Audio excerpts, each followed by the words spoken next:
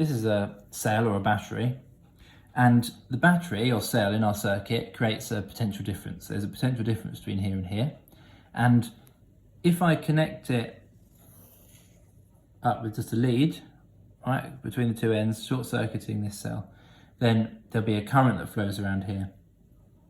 And that current has to be resisted by something. So the lead, the wire here, the electrons will be trying to get through that lattice, and so that's going to cause some resistance. Otherwise, the charges will just keep speeding up, speeding up, speeding up. But also the charges have got to go through the battery, and to get through the battery is also, the battery also resists the motion of electrons going through the battery. It's not caused by the same thing, but there is a resistance there. If you think about it, actually, let's ditch conventional current for now. We'll talk about the flow of electrons going from the negative side of my cell to the positive side, and the electrons are moving around this way. That means that's fine from here, because the electrons, this is negative, they repel, it's positive, they attract, blah, blah, blah. But when we get to here, the electrons, this is the positive side and this is the negative side, so they've got to move the wrong way through an electric field. And so that makes it difficult for them. There's some resistance there. There's also some resistance. They do physically have to get through what's in the cell as well. So there's some resistance there. Now normally we ignore that, and normally we ignore the resistance of a lead as well. They're not too dissimilar in terms of kind of size, the size of the resistance of these two things, but we're going to measure the resistance of a battery. But I also want to point out actually that because there's some resistance in here, that means that the charges are going to have to use some energy to get across the battery. Right, so normally when we draw a cell, we draw a long line, short fat line, and leave it at that, because we're not really interested in anything else. This is showing that we've got a potential difference. Right, this is the positive line, this is the negative line, I've got a potential difference there. But also in a cell, you've got some internal resistance as well. And so when we are doing physics with internal resistance, we draw a little resistor in here, but it is the same thing, same item, same component. This is one thing, so we draw a dotted line around it. I'm not saying that in your cell you've got a potential difference and you've got a resistance, all kind of wound up in this cylinder. It's one thing together, but if you drew the resistor and the potential difference symbol on top of each other, then it'd just be a mess, wouldn't it? So we split them up, but we draw this box around them to show that it's actually one component, one item. So the charges have to use some energy to get through this resistor. But the charges also have to use some energy to get through this resistor. Potential difference across here, or the potential difference in the circuit, if you like, because they're just directly connected to the cell, it's going to be lower if this resistance is lower, right? If I just short circuit this out, if I put a lead across there, then actually this cell isn't going to be able to keep that potential difference, to maintain that potential difference of 1.5 volts. So the voltage in this circuit isn't always 1.5 volts. But what we say is the 1.5 volts is the electromotive force of the battery, called the EMF of the battery. So the voltage in the circuit is going to be similar to the EMF. It's going to be the EMF, but minus the volts that have been lost in the battery itself. Now you can't measure these things directly, but there's some energy used to get the charges to move through the internal resistance of the cell. And so I'm going to call that a little v here. So I've just set up this equation. This is the voltage in this circuit. So this is the voltage across anywhere. I could put the voltmeter across here, could put it across here. The voltage in the circuit is going to change depending on the current actually. So I've set up this equation that the voltage in this circuit is going to be the EMF, which is the kind of output, if you like, of the potential difference of the cell, kind of the maximum. But take away the lost volts, and the lost volts are the energy that's needed to get a charge to move through the cell itself.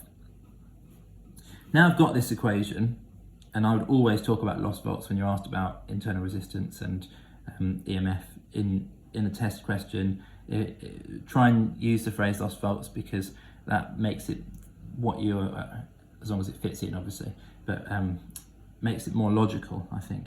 I'm going to rearrange this. I'll rearrange this to find that the EMF then is going to be the potential difference in the circuit plus the lost volts. So this is what the cell is kind of pushing with. This is the external voltage, this is the lost volts. Important that. This isn't that useful to me, so we like to put in the current in here. So the EMF is actually equal to the current in the circuit multiplied by the external resistance. V equals IR, remember? Yeah, so V equals IR. So I've just subbed in V equals IR into here. Plus the current in the circuit times the internal resistance, V equals IR. This means that we can get that into the form that's on the formula sheet, which might make you feel more comfortable. There you go. But actually, these terms, it's probably easier to talk about them here.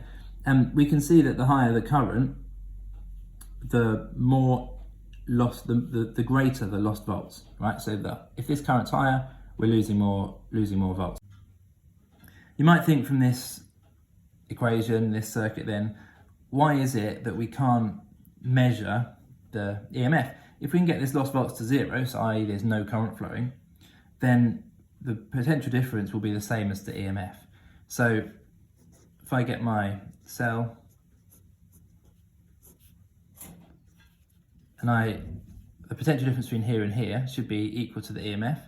So I can get my voltmeter, plug it in here, but actually, now I've done this, in theory this works, because when we draw voltmeter symbols, we pretty much always assume that the voltmeter has got an infinite resistance, but in reality it doesn't. And so if we just plug in our voltmeter into onto each terminal of our cell, we'll get something close to the EMF, but there will be a small current flowing through here, and that means there'll be a current flowing through here, and that means that we're going to lose some volts, and so this reading on this voltmeter won't quite be the EMF, it'll be a little bit lower.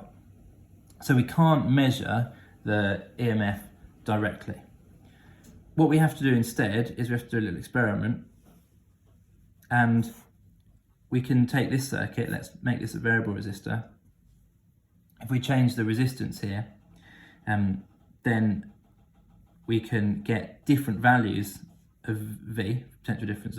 So remember I said that the higher the current, so if we make this resistance really low, we've got a huge current flowing through here, so this V is going to be lower. And then if the current is lower, so we can increase this resistance, then the potential difference is going to be more similar to the EMF itself. And so if we do that, we can plot a graph of potential difference against current, and we find that higher the current, the lower the potential difference, so we get a graph that actually looks like this. And because, so we've got a straight line here, haven't we? So we've got y equals mx plus c. And so we've got a nice straight line. We're going to try and link that to this equation. So we've got V on the y-axis, the external voltage. We've got I on the x-axis. So this gradient fits in there. And then we've got an intercept, haven't we? So I'm going to try and link that to one of these equations. What I'm going to do is I'm going to get this equation and rearrange this one so that I find that the EMF is equal to the external voltage plus the lost volts, which is the current times the internal resistance. And then I can rearrange that to get V on, to make V the subject. It's got V equals, and I'm going to do this a bit strangely, but it works mathematically obviously. I'm going to do minus IR plus epsilon. So this is my y-axis, look. Yeah, this is my x-axis. So the gradient here is minus R. Draw a circle around that, that's the gradient. And the intercept is going to be the EMF. And this is how we find out the EMF of a cell and the internal resistance of a cell. Have to do it like this, can't just do it like that, because the voltmeter has got some resistance, hasn't got infinite resistance. Having said that, quite often in questions they'll say a voltmeter of infinite resistance, and then you can assume that, but unless it says that, don't assume it. Hopefully that helps.